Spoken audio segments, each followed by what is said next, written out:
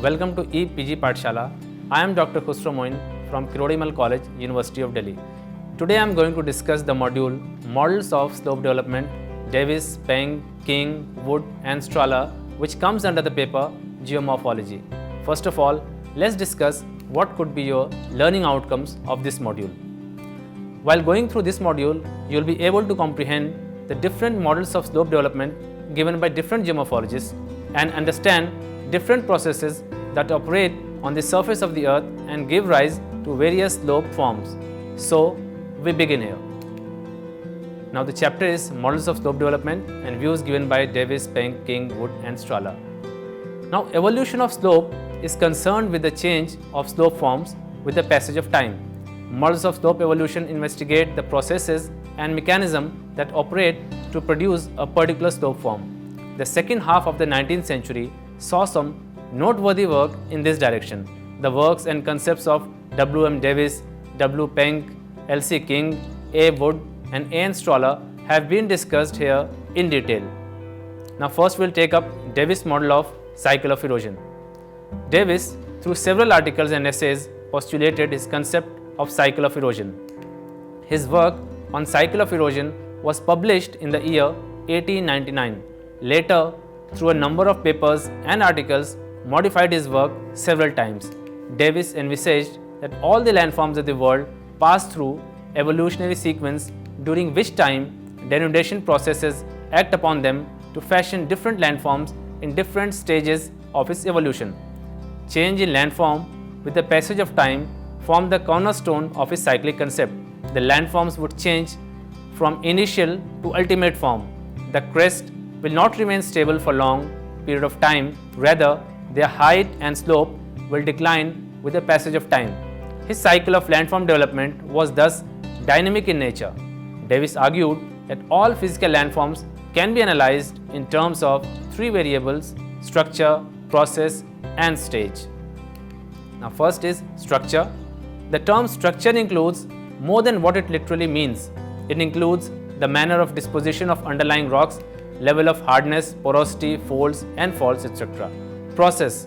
This includes all types of weathering, river, wind and glacial erosion, mass movement, etc. Stage. It means the time duration during which the processes operate on a structure. Davis used the terminology of youth, mature and old age to mark different phases of evolution of landforms. He drew analogy between landscape and living being and therefore compared the life cycle of living being with the life cycle of landforms. He argued every landform undergoes sequential changes through the process of evolution where it passes through youth, maturity and old age. Davis talked about all these stages of life cycle in relative terms. In other words, there is no fixed time duration for youth, maturity or old age because the time duration for each stage will depend on many factors. In regions of highly resistant rocks, the duration of this cycle will be fairly longer compared with relatively weaker, less resistant rock types. Davis made some assumptions regarding the upliftment of landforms. He visualized the initial landform as a mass of land uplifted from the sea. The process of upliftment was faster and the denudation processes acted upon it from the time it almost became a stable mass. His normal cycle represents the case of humid temperate landform in which, due to rainfall, several consequent streams would emerge. The velocities and stream direction would be controlled by the surface gradient. Now stages of the cycle. Following section discusses the three stages of Davisian cycle. First, youthful stage. The streams after their emergence will begin a rapid downward erosion resulting in formation of deep valley bounded by very steep slopes. In other words, V-shaped valley would be formed which will sustain its nature all through its youth. The divide summits are preserved in this stage. During the early beginning of the youth, the valley side slopes are steep which by the close of the youthful stage gradually diminish. The river extends their valleys by continuous headward erosion. Youthful stage is marked with the development of features like waterfalls, rapids and gorges. The long profile of the river bear these features, hence Davis referred such profiles as degraded. Now the second stage is the stage of maturity. Here the rate of valley deepening declines and the lateral erosion predominates. In this phase begins the lowering of interflues summits, thereby reducing the relief of the landform. The vertical height between the valley floor and the summit declines faster. The end of mature stage sees decline in slope angles because of wasting divides. The landscape will have relatively smooth slopes. According to Davis, there is a stage where slopes reach the condition of grade, a state where there exists a balance between the rate of production of weathered material and the rate of its removal. While vertical erosion was dominant in the youthful stage, lateral erosion that slowly erodes the interflue dominates in maturity. Now the third stage is the stage of old age. In this stage, the process of landform evolution goes at a very slow pace. There is a marked reduction in the river gradients. The angle of valley side slopes declines continuously. There is decline in creep and wash as well. The slope gets covered with a detritus and thereby protected from mechanical weathering. The detritus conceals everything beneath it. The streams move on a very gentle gradient and often wander over their floodplain. This stage lasts longer than previous two stages. The slopes continue their wasting till they get a very low angle. At the end of the third stage, the relief is almost destroyed and the land surface appears as a flat featureless plain known as peneplain. The peneplain may have in its fold few hills which have still not lost their existence despite wasting. Davis called these isolated hills as monad knocks. Now the figure shows different stages of Davis cycle. Now the views of Davis on slopes. Davis held that upper convex part of the slope is produced by soil creep. He was of the view that creep produces rounded contours. As one comes down the slope, the volume of surface wash increases, but near the divide summit, ratio of creep to wash is large. He also put forward the concept of graded waste sheets and graded valley sides. According to him, both rivers and waste sheets are mixtures of water and rock debris in different proportions. The graded condition is first established at the lowest part of the slope, then moves upward. He has equated graded slope with graded waste sheet. A graded waste sheet is one on which there is equality between the supply and the removal of debris, while a graded slope has a continuous soil over it.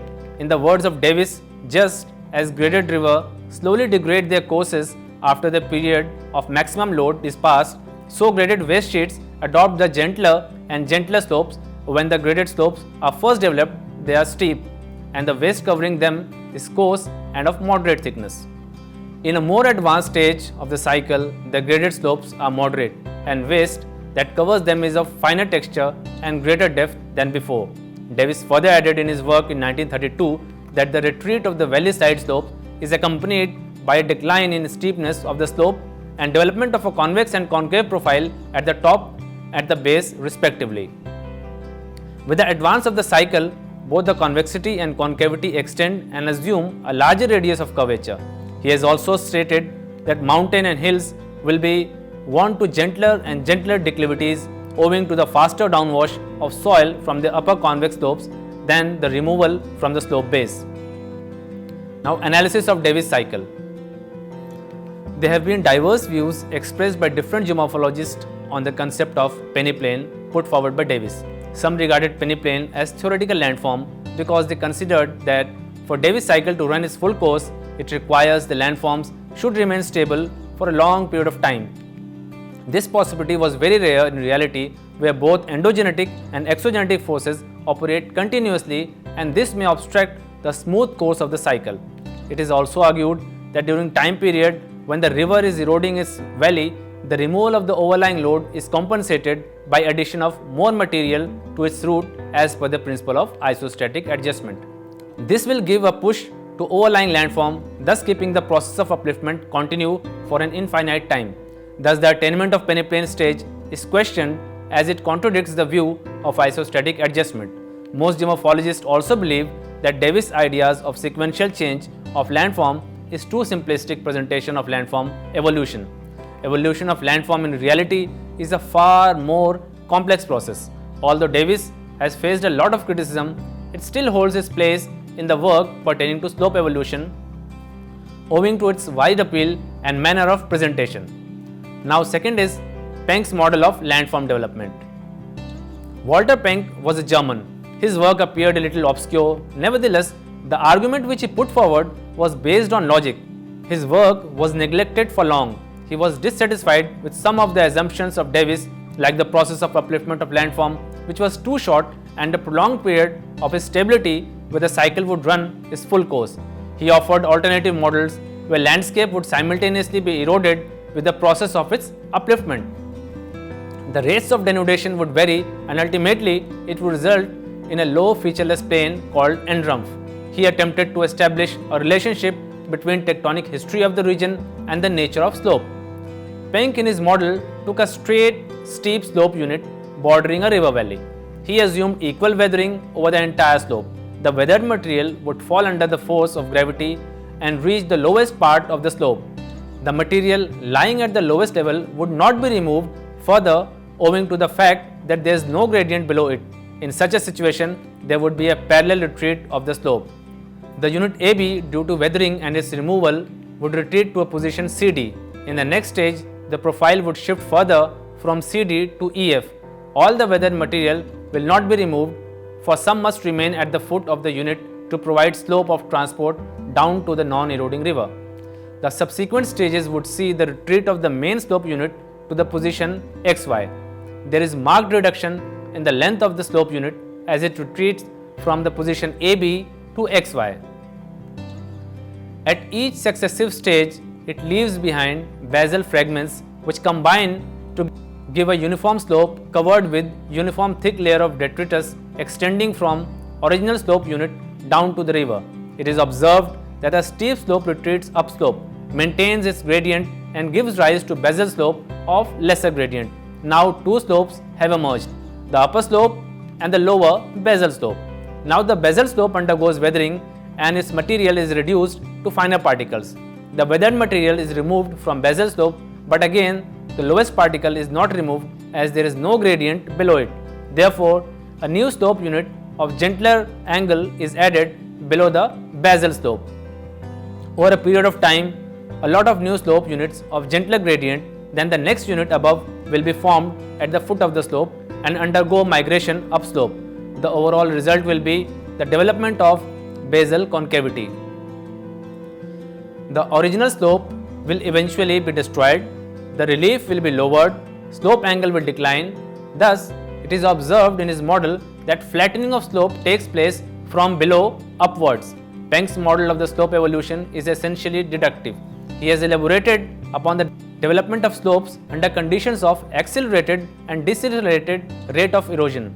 According to Penck, slope forms and the way they are altered are determined by the rate of river flowing at the base of the slope. According to him, convex slope develops where the rivers are having an accelerated rate of downward erosion. Rectilinear slopes are formed where rivers are eroding at a constant rate, and concave slopes occur above the rivers which erode at a decelerating rate. Thus, the rate of river erosion forms the overriding factor determining form of slope. Now, analysis of Penck's model. The essence of Penck's theory remains, however, that slope form and angle are primarily determined by the rate of erosion by rivers. No doubt, slopes may evolve in response to the river incision in the manner discussed by Penck. Other factors like structure, climate and rock type also play an important role in it. Now, let's see the King's model of slope development. L.C. King proposed several theories on slopes as a part of broad scheme of landscape evolution. He proposed several sets of cycles like the river cycle, the hill slope cycle, the landscape cycle, etc.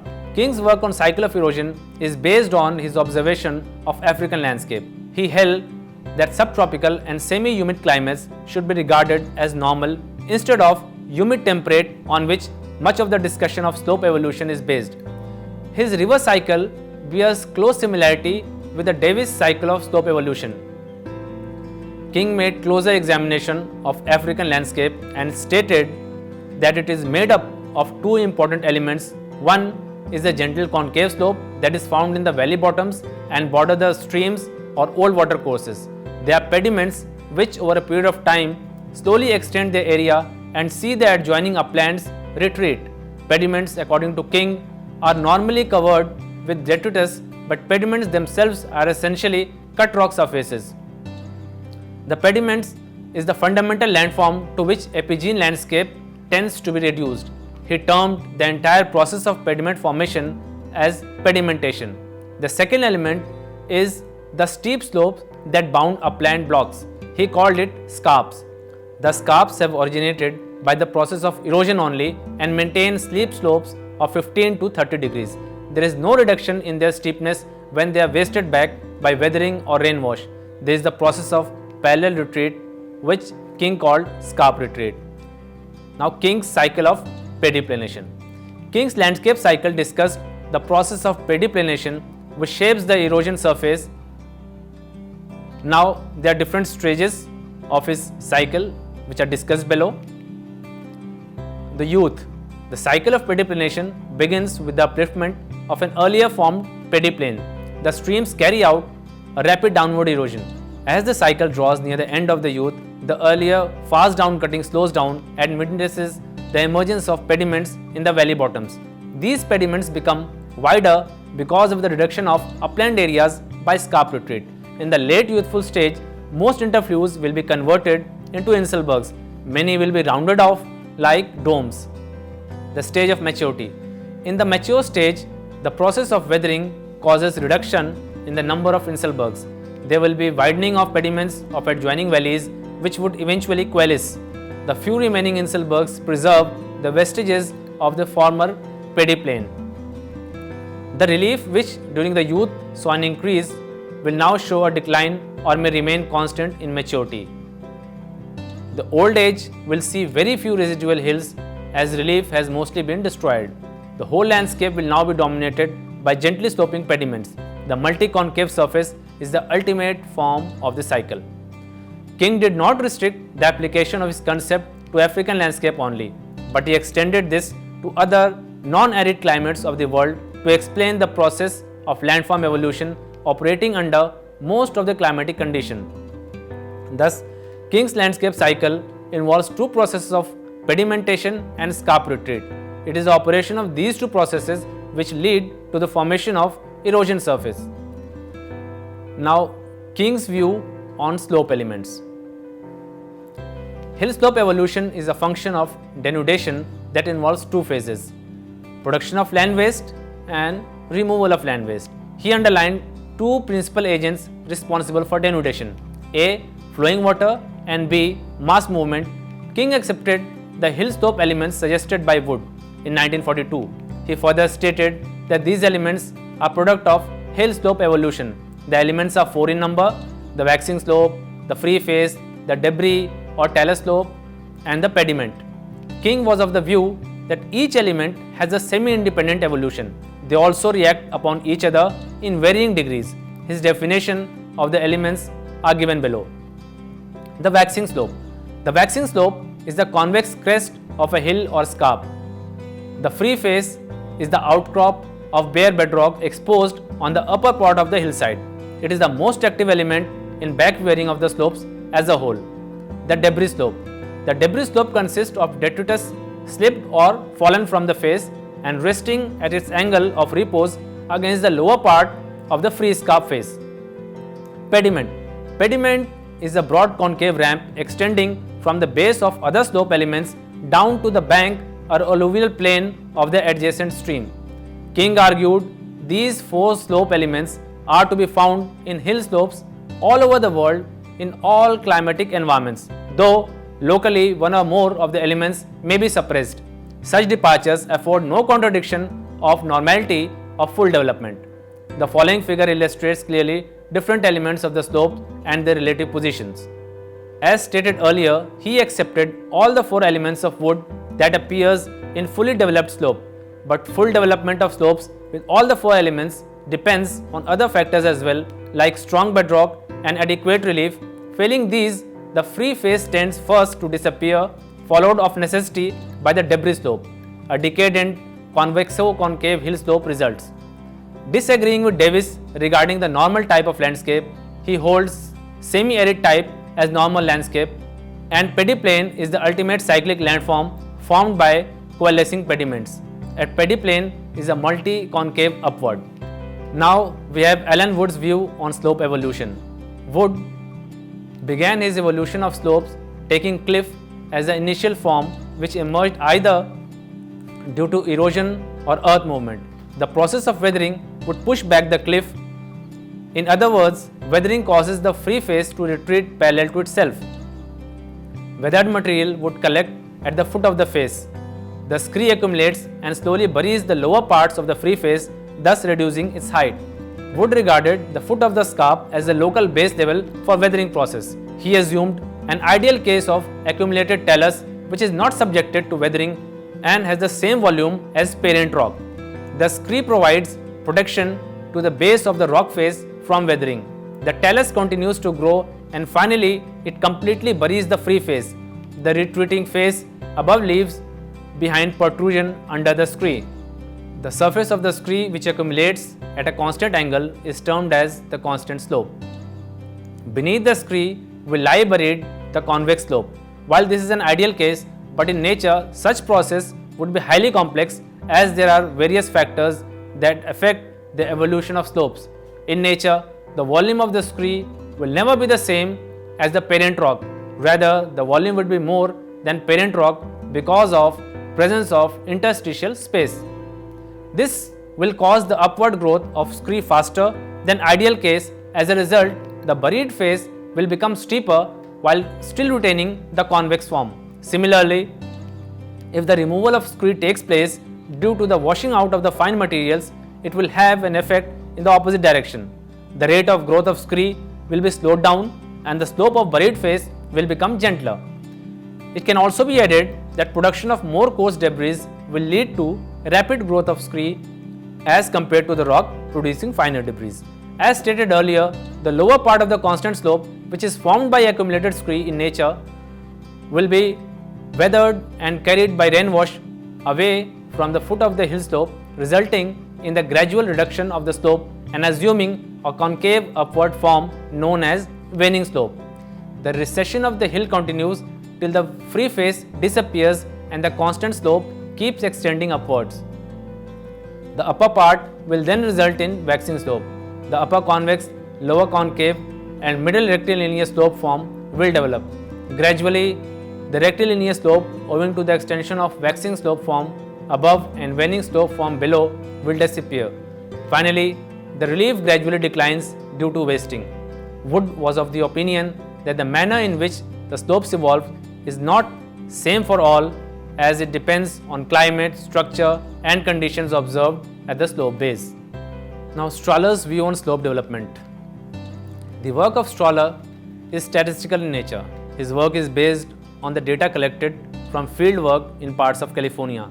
Strahler collected data with a view to determining if differences in underlying rock types are associated with differences in slope angle, if differences in directional exposure to sunlight and other meteorological factors produce differences in slope angles, and if slope declines in angle when left to weathering and erosion processes and not accompanied by basal erosion and removal.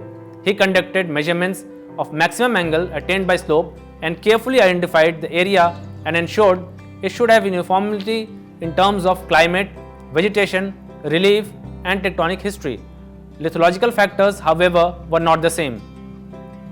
He calculated mean maximum slope angles for the study area, then assessed the deviation of slope from the mean slope by comparing the data of slope collected at different points in the study area.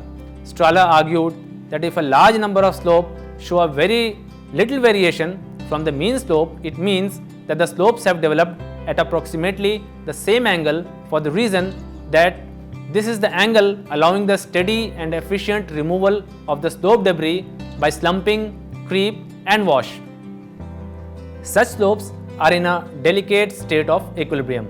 According to Strahler, under the equilibrium, slopes maintain an equilibrium angle proportional to the channel gradient of the drainage system and are so adjusted as to permit a steady state to be maintained by the process of erosion and transportation under prevailing conditions of climate, vegetation, soil, bedrock and initial relief. Thus, one can infer that the equilibrium slopes are governed by different slope controlling factors, and change in any of the factors can cause readjustment of the equilibrium angle. Strahler, during the course of his field observation, also studied the relationship between the valley side slopes and stream gradient and noted that with the reduction of land mass, there is reduction in stream gradient and slopes. They gradually regrade towards the maintenance of equilibrium.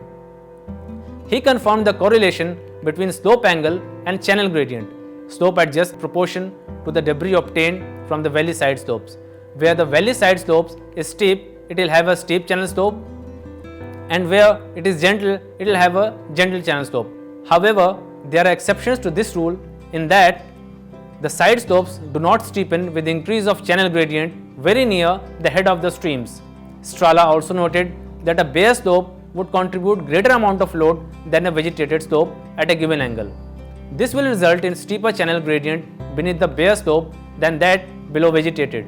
This example displays how both the angle of the stream channel and valley side slope modify with a change in controlling factors. Through careful measurement of slopes, Strahler discovered that where the river was closer to the foot of the slope, it formed a steeper slope because of removal of debris. But when the stream was away from the slope, they were protected from the basal cutting and at lower angles. Now, the final conclusion. The chapter gives an insight into the diverse hypotheses put forward by different geomorphologists. The term slope decline is used by Davis to indicate the processes of slope evolution where the steepest part of the slope declines with the development of convexity and concavity. Penck, on the other hand, emphasized slope replacement where maximum angle declines due to its replacement by gentler slopes from below, causing greater part of the slope profile become concave. L.C. King discussed parallel retreat where maximum angle remains constant but the concavity gradually increases in length. Wood defined elements of slope and discussed the development of hillside slope. Strahler used statistical technique in his work and analyzed factors affecting slope evolution. Thank you.